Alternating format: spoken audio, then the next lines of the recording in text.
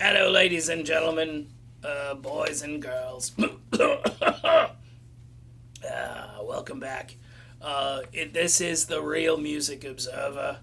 I'm not going to do the long slogan. Actually, this is Keith Richards reporting for the RMO. I just want to make it clear before I pass out that the Rolling Stones are going out on tour, bloody tour. We are actually going out. I actually can't keep doing that voice. It's impossible. Wow. Holy crap, Batman. The Rolling Stones have announced tour dates. Well, they did win a Grammy last year, and you got to give them credit. Here's the story. The Rolling Stones have announced dates for the No Filter Tour. That must be from the cigarettes, the No Filter. Hey, oh man, this is some good cigarette, Keith. This is me, Keith. Do you understand? Mick, here, would you like the rest of this? Let me see here. It's the band's first run of UK dates in 5 years. Pre-sale tickets for most of the 11 stadium shows will start on February 27th. Got to get your tickets. With sales going for Dublin, France, the Czech Republic, and more shows to follow. General sales begin on March 2nd. You can see the full list of dates on our page here. Not on my page, but I believe on the Ultimate Classic Rock website. The Stones won a Grammy last month for their Return to Roots LP Blue and Lonesome in the Best Traditional Blues Album category. I bet you there were so many blues guys out there who were just like, what? It was a good album, though. I have to say that. It was their first ever Grammy, not including a Lifetime Achievement Award. A few weeks earlier, Billboard listed Blue and Lonesome as the 9th biggest album of 2017.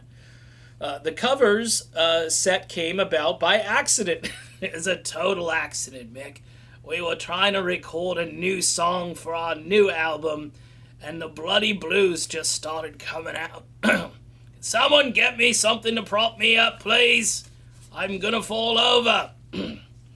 Yeah, so I was right about that. The original record remains on hold.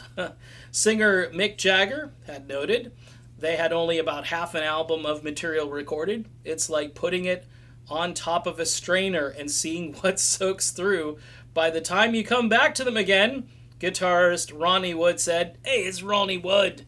He's a great guitar player. I can't play anymore, so thank goodness he's in this band." The lumps, I love this description, the lumps that are left on top after time has gone by, that's what you make your dough out of. It wouldn't surprise me if we recut all the songs again. It's just one of those things. The Stones have now been in business for 56 years, ladies and gentlemen, but guitarist Keith Richards wrote on the band's Twitter account that they haven't finished yet. It's too early to talk about the Stones' legacy. There's one thing that we haven't yet achieved, and that's standing upright.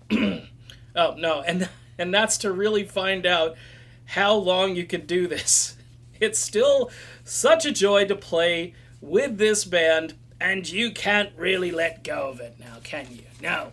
It's in your bloodstream. If you have any blood left, it's in there. You're looking at my arm, don't, okay? There's a few marks on that arm, and don't want to have anyone infer anything as to why.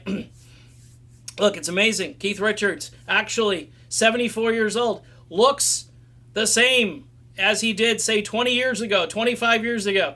Yours truly, Expensive Winos, 1988-89 Talk is Cheap tour, right up next to the stage, Waddy Watchtel sweating all over me. And where was I? I was actually in the dressing room. I didn't have to be out there. I can't sing. I can't bloody sing. Don't take it so hard. Okay, that was a little joke because that was a popular song from the album. Anyway, the Stones, they're touring. Charlie Watts is 76 years old. 76! It's crazy. It's pretty cool, but it's crazy. Mick Jagger, 74, and of course Ronnie Wood, the baby, checks in at just 70 years old. Richards basically goes on to talk about to say, you know, how long nobody's ever really done this to see how long they can keep doing it for. I don't know. B.B. King did it, into his 80s, right? So there are people out there that have attempted to keep going, but the Stones, being the world's greatest rock band according to them, and you know, to a few critics as well. This is just crazy. This is just crazy news. I really thought they were done. I really thought, but it's a small tour, big stadiums though, so they're gonna have to crank those amps up. But the great thing is nobody in the band can really hear that well anymore. So no matter how loud they play it, it won't be too loud. It's going to be just the right decibel level for me and for Mick. And we can wave, we can do signals. Me and Ronnie, we can go back and forth and tell, hey, do this with the guitar because nobody out there can hear you. I'm sorry, these impressions are really bad, but when it comes to Keith Richards, it's just a lot of fun. The Stones, out on tour. Go over to Europe, get your tickets, go to the Czech Republic, do what you have to do. It's a once-in-a-lifetime gig. Fortunately, yours truly did see Keith Richards and the Expensive Winos, and then I did happen to see the Stones at Foxborough Stadium. That was before it was Gillette Stadium. It was about 5 degrees out. It was late October, and you gotta love New England. Because if the weather can be horrible, I think Lenny Kravitz actually opened for that show. If the weather can be absolutely horrible when you want to go see an outdoor show, it was. And so we stayed, but we had, there were icicles and stuff that were forming, and at one point I think I said, let's get out of here. And we did. We left before the end of a Stones show. It was history, but it was very cold history, okay?